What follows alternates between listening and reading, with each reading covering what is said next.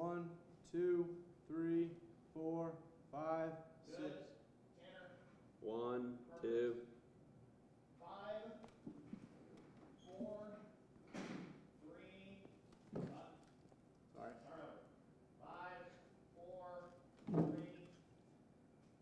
Hey there, Westfield. My name is Ryan Monson, and as always, with my co-host Tanner Gurin, we're here to talk about some football. So, Tanner, our Westfield Rocks played HSE last Friday at HSE.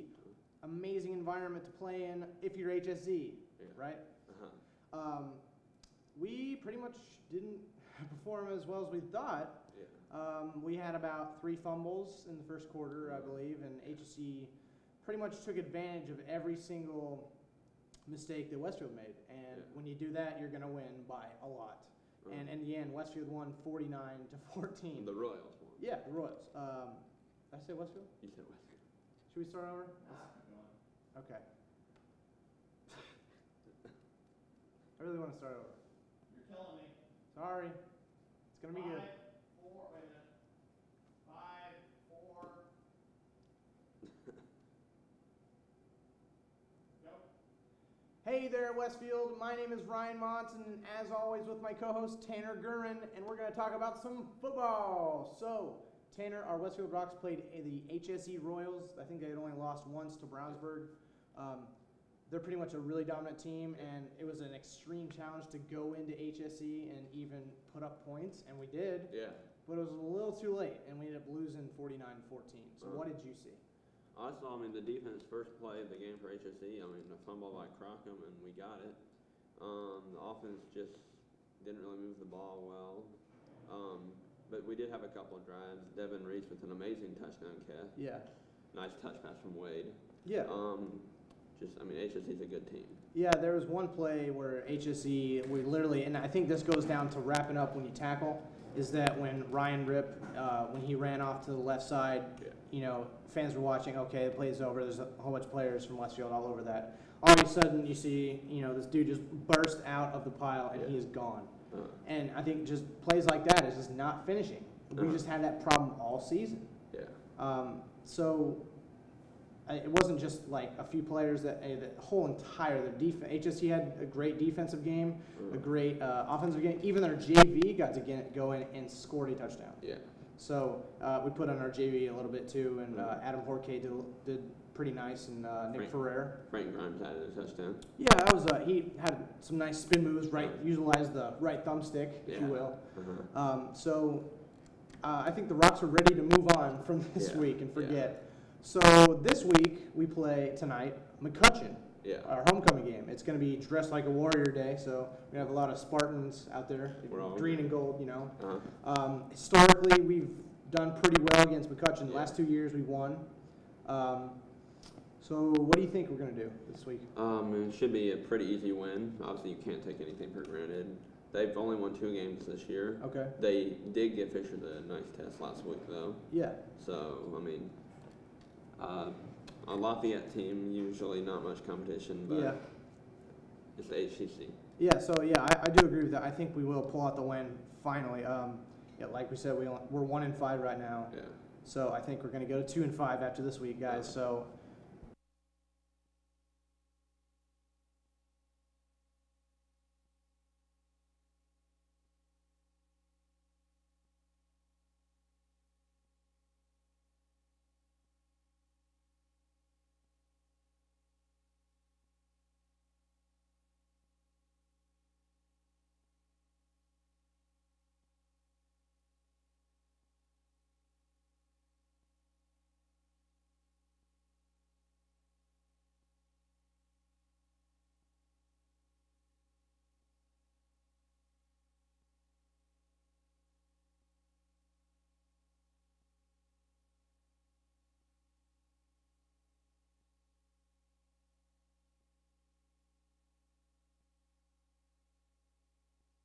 Yeah.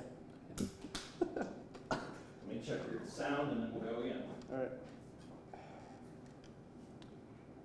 1, 2, 3, 4, 5, 6. 1, 2, 3. Perfect. 5, 4, 3. All right, guys, so please come out to that game. Now, Tanner, we're going to talk about college football. So our first, actually, all right, we're gonna go top 5 NFL. So Here we go. 5, 4, 3.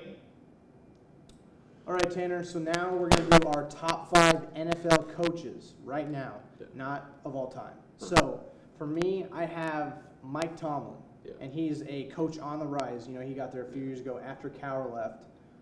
So he was actually mentored under Tony Dungy, I believe, in Tampa Bay. And so he's doing really well in Pittsburgh, won 2 Super Bowls there. For number 2, I got Bill Belichick, 3 Super Bowls. Although he did get caught cheating, I still think that he's erased that stigma at some point. You know, New England fans still love him. So he's continued to produce and get into the playoffs. So I think he's got to be up there. I think, Mike McCarthy, he's up there now. Won a Super Bowl with, and he's pretty much raising Aaron Rodgers, and he was responsible for his upbringing and now one of the top quarterbacks in the nation. So, you know, I think he's going to continue that dynasty off, if you will, and continue to win more Super Bowls. And then we have number 4 is Rex Ryan. I think once he wins the Super Bowl, maybe he'll get up there in the list. But he's a really, really good defensive coach. He came from the Ravens. So very energetic. You know, that had Ray Lewis and Bart Scott. So I really will put him up more when he wins more Super Bowls. And then number 5, rounding out the end, is Sean Payton. You know, he won the Super Bowl with Drew Brees. He's just continuing to gather talent in New Orleans. So who are your top 5?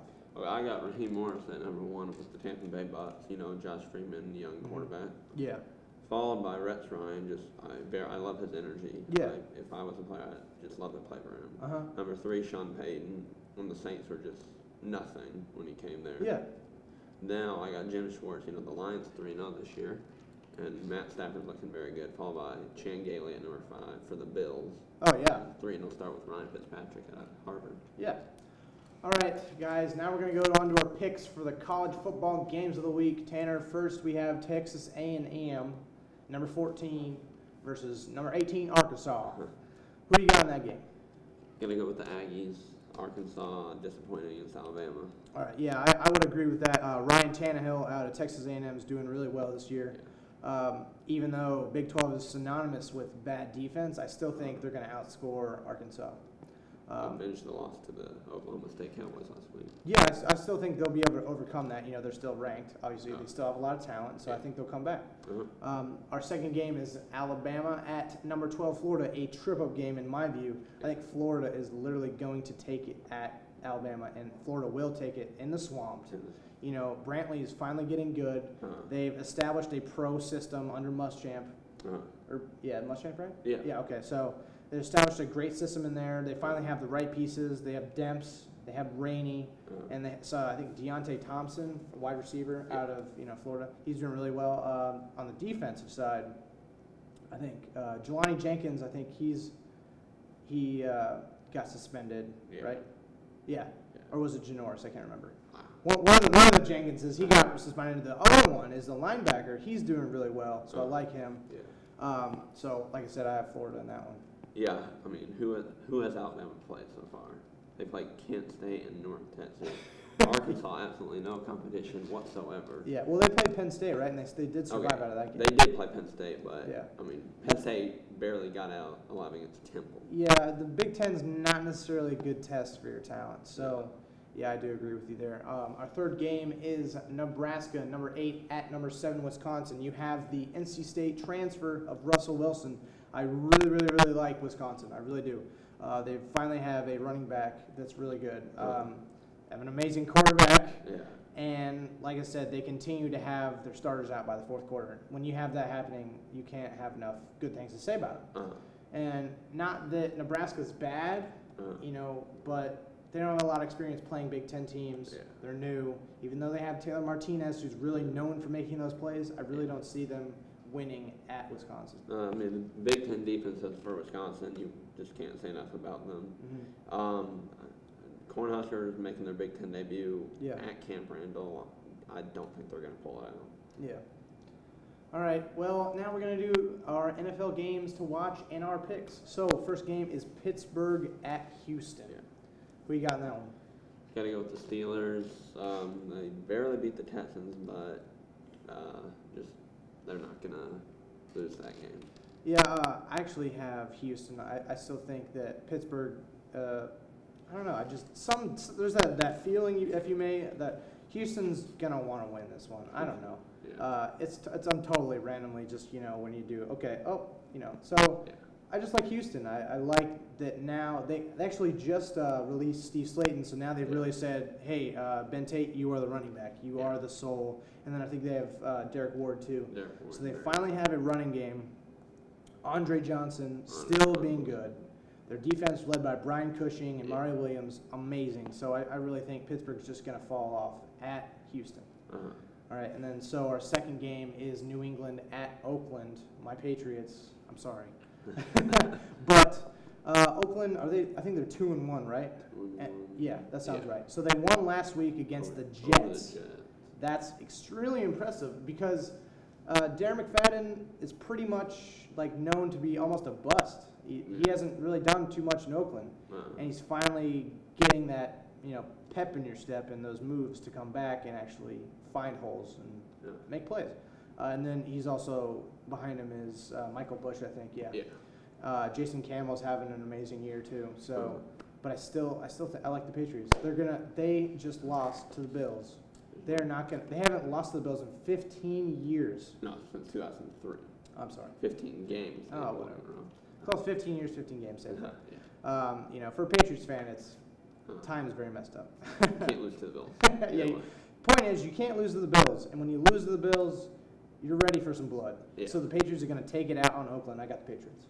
I got the Patriots too, Buck. I mean, Darren McFadden, he has been kind of a slow start, but out in the West Coast, you're really not getting that same attention. Like if he were with a bigger market, I think he'd be getting some more attention. Yeah.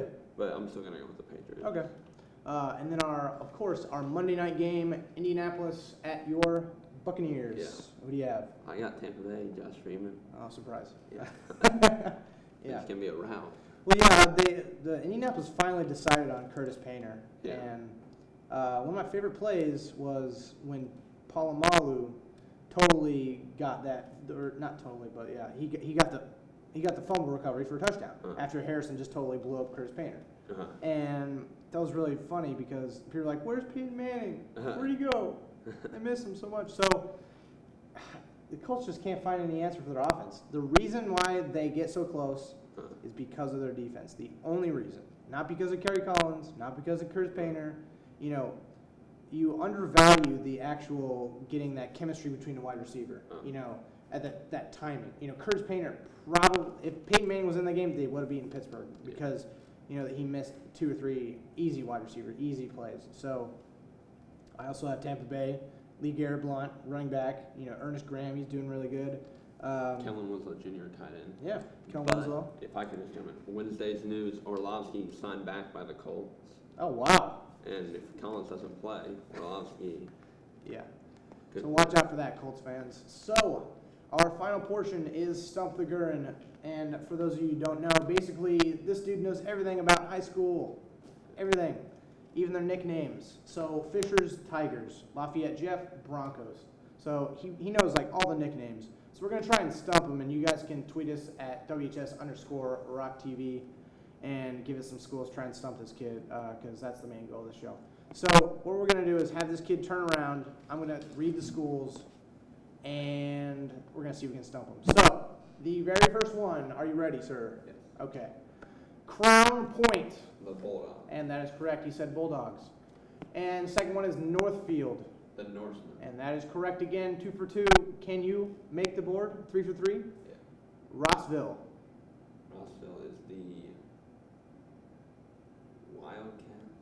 Oh, nope.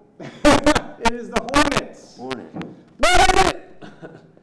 All right, guys, that's all we got for you today. Make sure to go to our next football game against McCutcheon tonight. Home. The theme is Dressed Like a Warrior. Follow us on Twitter, like I said.